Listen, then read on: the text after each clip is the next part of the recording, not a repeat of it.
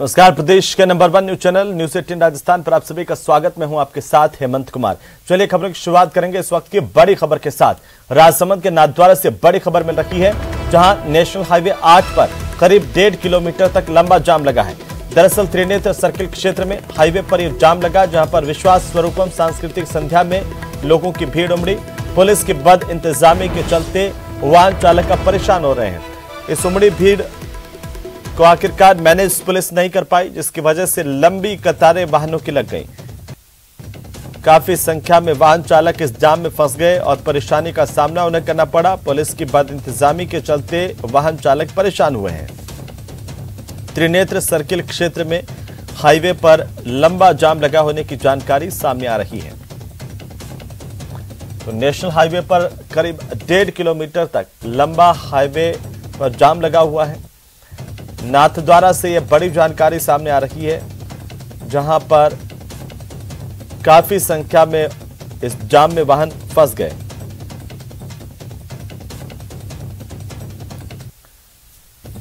तो चलिए आगे बढ़ेंगे और इसी बीच सिरोही से बड़ी खबर, जहां पर अवैध शराब की खेप जब्त की गई है।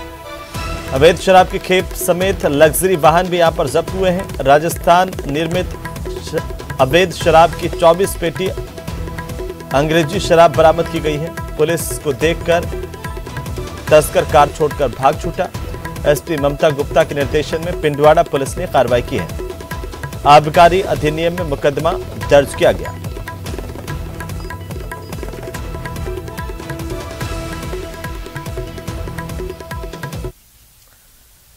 तो वहीं इंदौर पुलिस ने सेक्सटॉर्शन गैंग के 4 सदस्यों को भरतपुर से गिरफ्तार किया है। इन आरोपियों ने 6 महीने में 1000 से ज्यादा सेक्सटॉर्शन की घटनाओं को अंजाम दिया।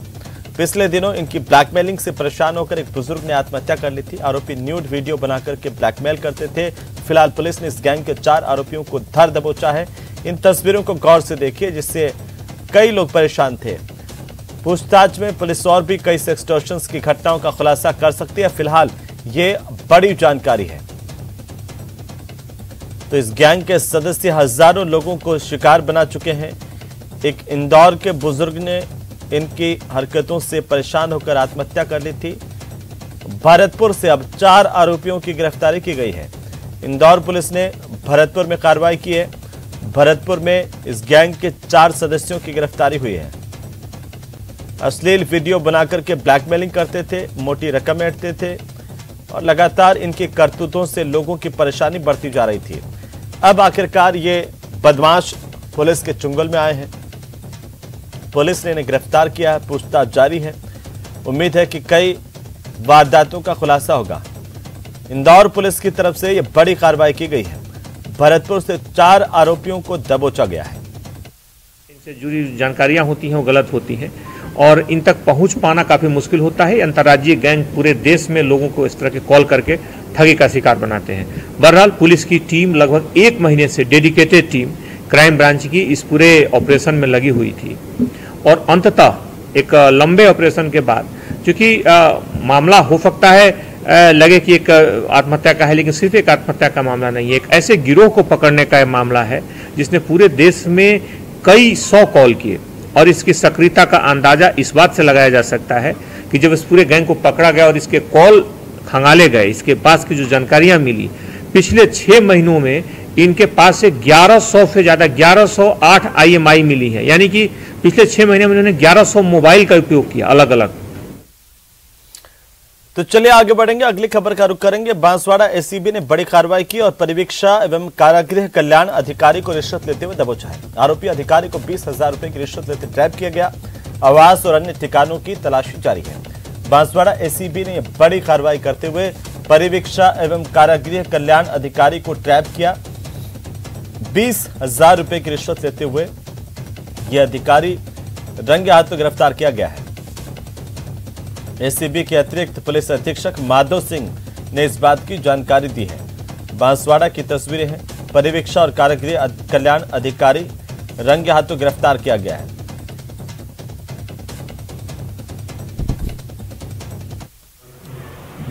पर उपस्थित होकर रिपोर्ट दी थी कि उसकी गाड़ी बाल अधिकारी का विभाग बांसवाड़ा में कॉन्ट्रैक्ट पे लगी हुई है जिसके बिल पास करने की एवज में सहायक निदेशक द्वारा 25,000 रुपये रिश्वत की मांग की जा रही है। रिश्वत मांग का सत्यापन करवाया तो रिश्वत की मांग होने की पुष्टि हुई। इसका आवेदन था जिससे 20,000 रुपये रिश्वत राशि लेने सहायक निदेशक पाल अधिकारी विभाग को फ्लैग किया है, अग्रिम कार्रवाई जारी है।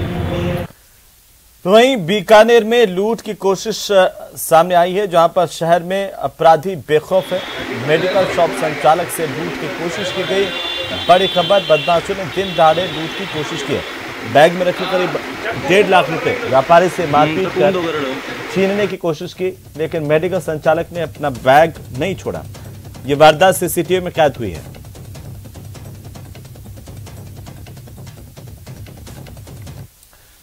तो अब चुनावी मौसम में जयपुर का पारा भी चढ़ने लगा है। जयपुर नगर निगम ग्रेटर में मेयर के लिए उपचुनाव हो रहे हैं। सौम्या गुर्जर की बर्खास्तगी के बाद ये सीट खाली हुई। आज हाईकोर्ट से भी सौम्या को राहत नहीं मिली। फिलहाल शील धाबाई कार्यवाहक मेयर हैं। बीजेपी ने अपने पार्षदों की बाड़ेबंदी की है। 60 से ज्यादा पार्षदों के साथ भारतीय जनता पार्टी चौमू में अपना चुनावी कैंप लगा रही है। हमेशा की तरह इसे भी प्रशिक्षण शिविर का नाम दिया गया। बाड़ेबंदी में जाने से पहले पार्षदों ने अपनी एकजुटता का दावा किया। साथ ही कहा कि तत्कालीन मेयर विष्णु लाटा की तरह पिछला इतिहास दोहराने नहीं दिया जाएगा।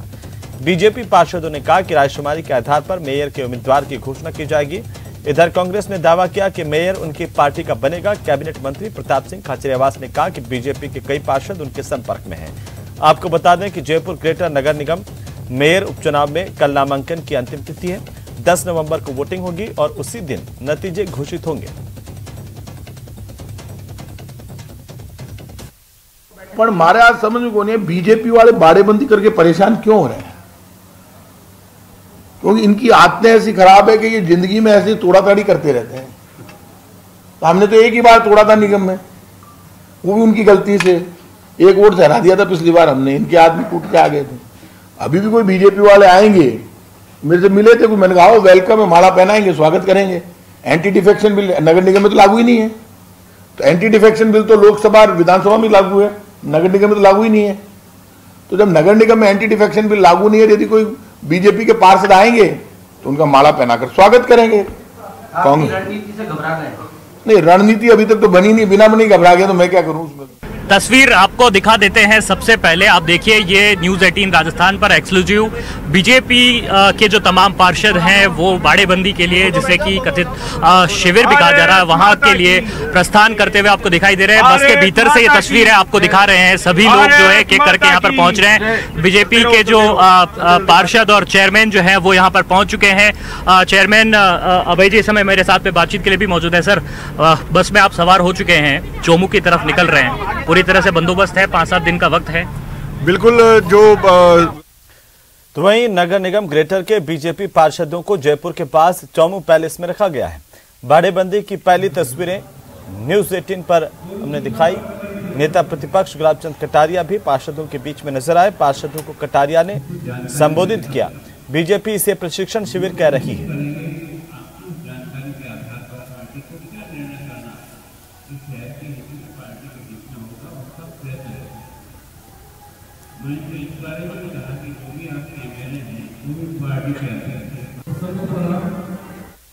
और अब खबर आरएलपी के खेमे से, जहां पर आरएलपी सुप्रीमो हनुमान बेनीवाल ने कांग्रेस नेता सचिन पायलट को अलग पार्टी बनाने की नसीहत दी है। बेनीवाल ने कहा कि पायलट जैसे युवा नेता को कांग्रेस में कभी सम्मान नहीं मिल सकता। वहीं मानगढ़ धाम को राष्ट्रीय स्मारक घोषित न करने को लेकर के भी बेनीवाल ने प्रदेश और केंद्र दोनों सरकारों को आड़े हाथों लिया है। चूरू में बेनीवाल ने कहा कि कांग्रेस और बीजेपी दोनों ने ही आदिवासियों के सम्मान के साथ धोखा किया है।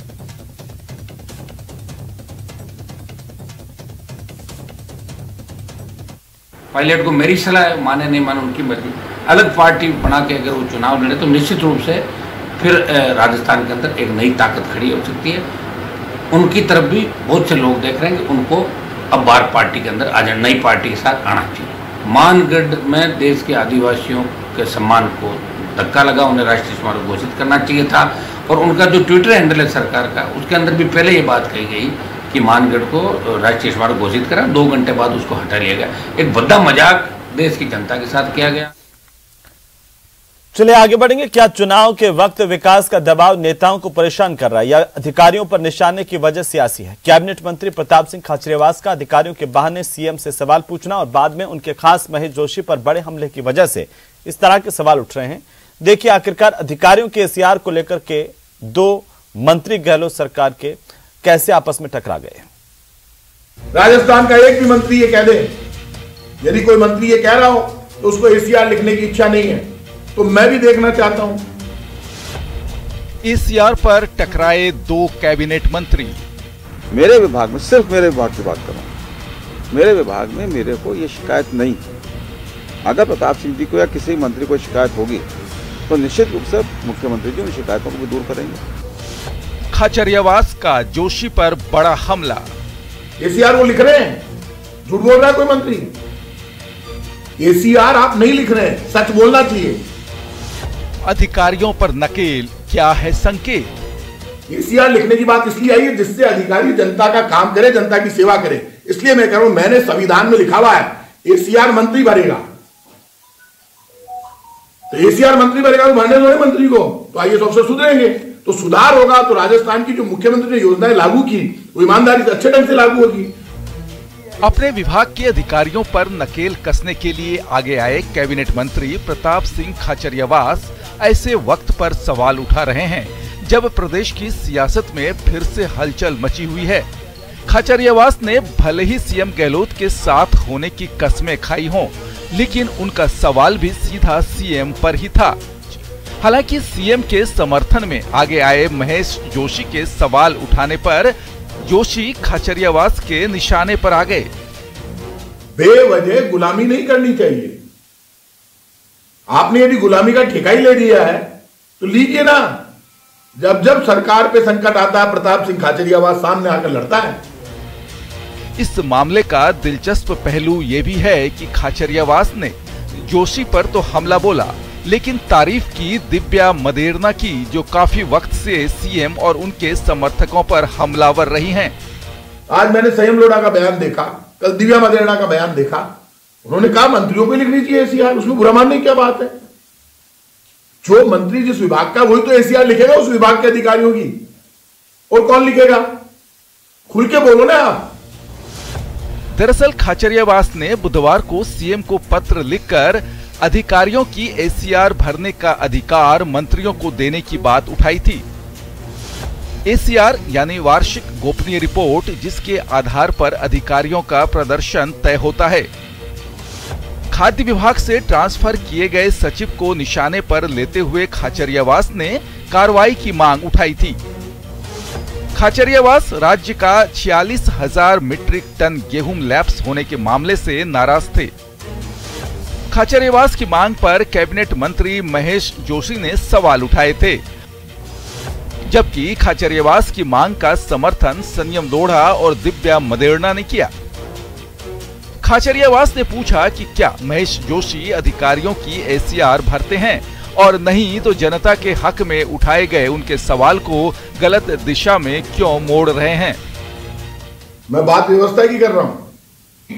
यदि महेश जी ये बात कह रहे हैं कि उनके सब एसीआर महेश जी लिख रहे हैं, क्या महेश जी ये बताएं? सिर्फ महेश जी के मेरे कोई लड़ाई नहीं है, उनके सब काम हो रहे हैं, तो इसका मतलब मुख्यमंत्री सचिवालय उनके साथ खड़ा है। महेश जी झूठ बोल रहे हैं। महेश जी एसीआर लिख रहे हैं क्या अपने आईएएस की? यदि महेश जी लिख रहे हैं, बाकी मंत्री नहीं लिख रहे हैं, तो फिर महेश जी सुपर पावर है। महेश जी लिख रहे हैं, महेश जी सिर्फ ये बताए वो लिख रहे हैं क्या एसीआर? आपको बता दें कि समय पर यूटिलिटी सर्टिफिकेट नहीं भेजने के कारण राज्य का 46,000 मीट्रिक टन गेहूं लैप्स हो गया, जिससे नाराज खाचरियावास ने सीएम के सामने ये मांग रखी थी। और अब मैंने मुख्यमंत्री जी को पत्र लिखा है, एसीआर के अधिकार आप मत लिखिए सबकी एसीआर हमको लिखने दीजिए, क्योंकि अलग अलग विभाग है, अलग अलग मंत्री हैं। जब आप उसको अधिकार दोगे मंत्री को एसीआर लिखने के, ये अधिकार सब राज्यों में मंत्रियों के पास है, तो आईएएस अफसर सुधरेगा। वो मानेगा ही नहीं बात। जब बात नहीं मानेगा तो आप जनता का काम कैसे कराओगे? जनता रोती है, दुकानों पर लोगों के सिर फूट गए। दरअसल ब्यूरोक्रेसी से कई विधायक और मंत्री परेशान हैं। खासकर चुनाव के नजदीक आने से जनता के काम का दबाव है और आरोप है कि अधिकारी इसके आड़े आ रहे हैं।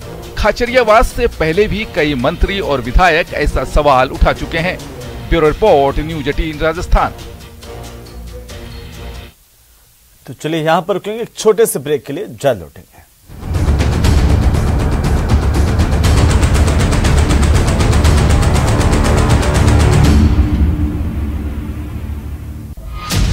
राजस्थान में न्यूज 18 का बजा डंका। प्रदेश की जनता ने दिखाया न्यूज 18 राजस्थान पर भरोसा। न्यूज 18 राजस्थान बना प्रदेश का नंबर 1 चैनल।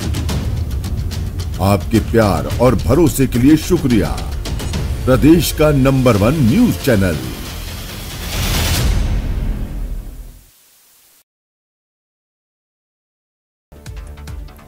गुजरात चुनाव 2 चरणों में होंगे। पहले चरण की वोटिंग 1 दिसंबर, दूसरे चरण की वोटिंग 5 दिसंबर को होगी। नतीजे 8 दिसंबर को आएंगे।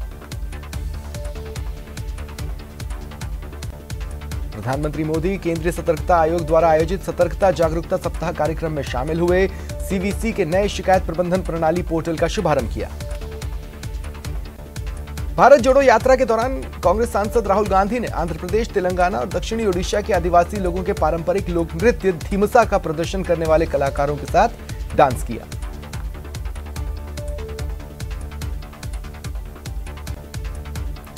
लाल किला हमले का दोषी मास्टरमाइंड लश्कर-ए-तैयबा का आतंकी अशफाक आरिफ की फांसी की सजा बरकरार रहेगी। सुप्रीम कोर्ट ने उसकी पुनर्विचार याचिका पर फैसला दिया। भारत में पिछले 24 घंटे में कोरोना वायरस संक्रमण के 1321 नए केस सामने आए। मथुरा के वृंदावन गार्डन होटल में गुरुवार सुबह करीब 4:30 बजे भीषण आग लग गई। होटल के ऊपरी माले पर लगी आग से 2 कर्मचारियों की मौत हो गई, एक की हालत गंभीर है। उमेश मिश्रा ने आज डीजीपी का कार्यभार संभाला। 89 बैच के आईपीएस अधिकारी हैं, एमएल लाठर की जगह ली। जयपुर ग्रेटर नगर निगम मेयर चुनाव की नामांकन प्रक्रिया शुक्रवार से शुरू होगी। चुनाव को लेकर भाजपा और कांग्रेस जोर आजमाइश में जुटी है। जेडीए ने जयपुर में अवैध कॉलोनी बसाने के प्रयास को विफल किया। जेडीए के प्रवर्तन दस्ते ने आज 2 बड़ी कार्रवाइयों को अंजाम दिया। कोटा में पुलिस के दबाव में युवक द्वारा सुसाइड मामले में एमपी पुलिस की बर्बरता सामने आई। प्रदर्शन कर रही महिलाओं पर पुलिस ने लाठियां भांजी, कई महिलाएं चोटिल हुई। बीकानेर में शराब व्यापारी के घर पर आईटी की रेड पड़ी। शराब व्यवसायी धनपत चायल के घर पर चल रही रेड में कई बड़े खुलासे हो सकते हैं। श्रीगंगानगर 28 तारीख को पाक घुसपैठिए को मारने के मामले में शव को आज पाकिस्तान को सौंपा गया।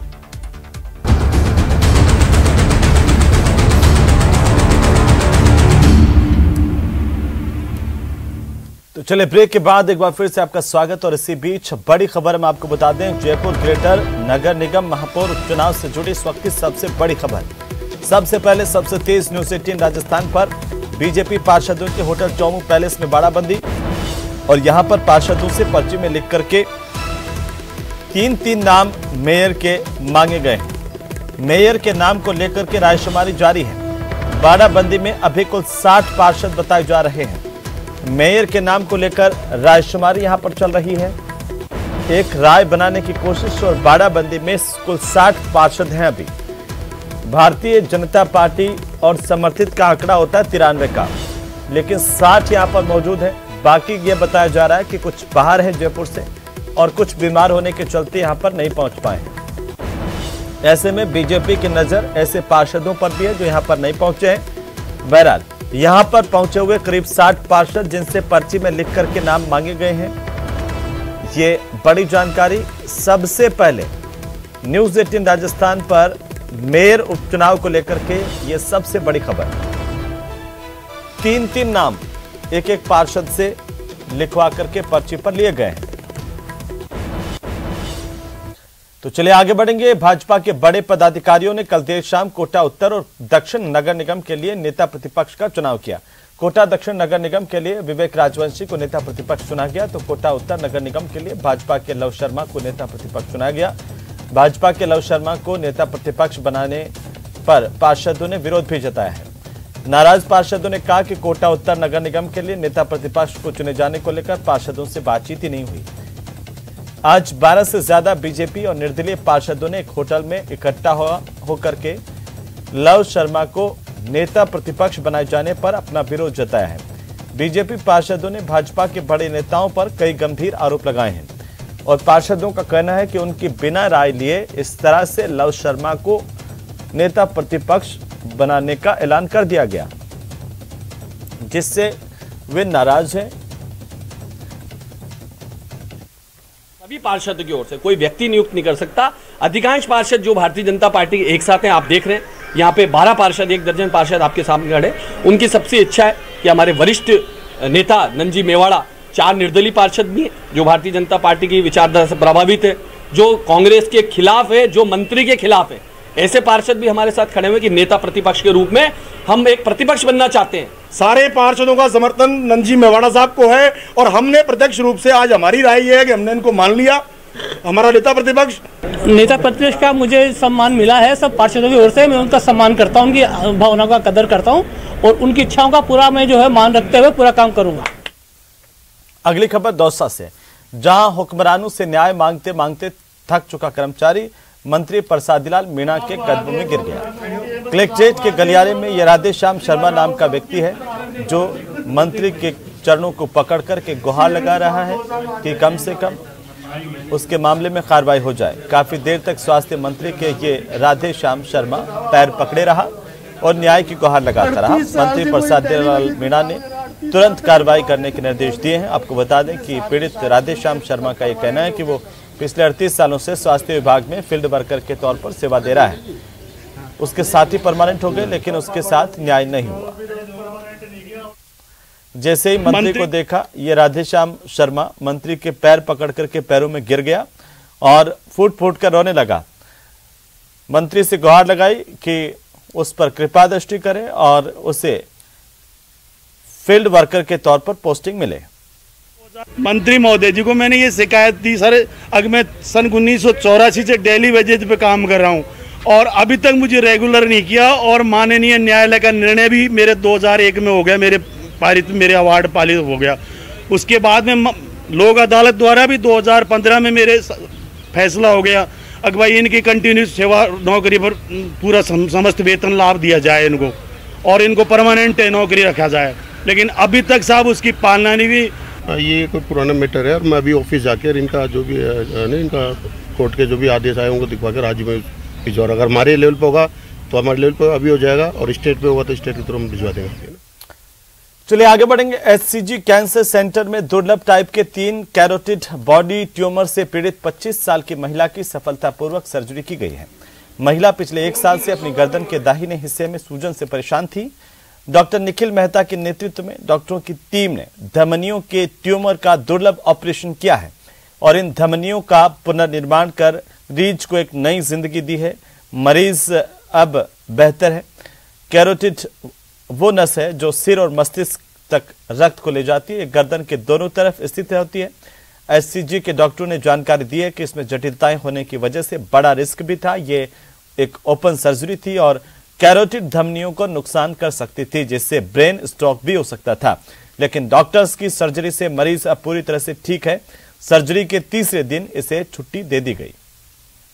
चलिए आगे बढ़ेंगे। दक्षिण में प्रशांत महासागर के फिजी में प्रधानमंत्री ने विकलांगों को पुनर्वास के लिए जयपुर फुट शिविर का उद्घाटन किया और फिजी की राजधानी सूबा में विकलांगों के पुनर्वास के लिए यह शिविर भारत सरकार के विदेश मंत्रालय और फिजी के चिकित्सा और स्वास्थ्य मंत्रालय के सौजन्य से लगाया गया। इस शिविर में 600 से ज्यादा दिव्यांगों को कृत्रिम अंग लगाए जाएंगे। विदेश मंत्रालय के इंडिया फॉर ह्यूमैनिटीज कार्यक्रम के तहत 18 देशों में 8000 से ज्यादा विकलांगों का BMVSS लाभान्वित किया जा चुका है। ये शिविर एशिया और अफ्रीका में आयोजित किए गए हैं। फिजी में 3 शहरों में इसका आयोजन होगा।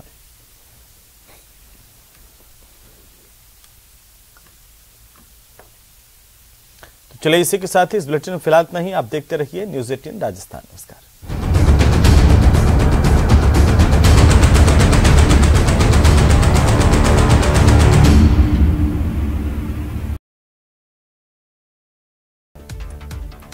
गुजरात चुनाव 2 चरणों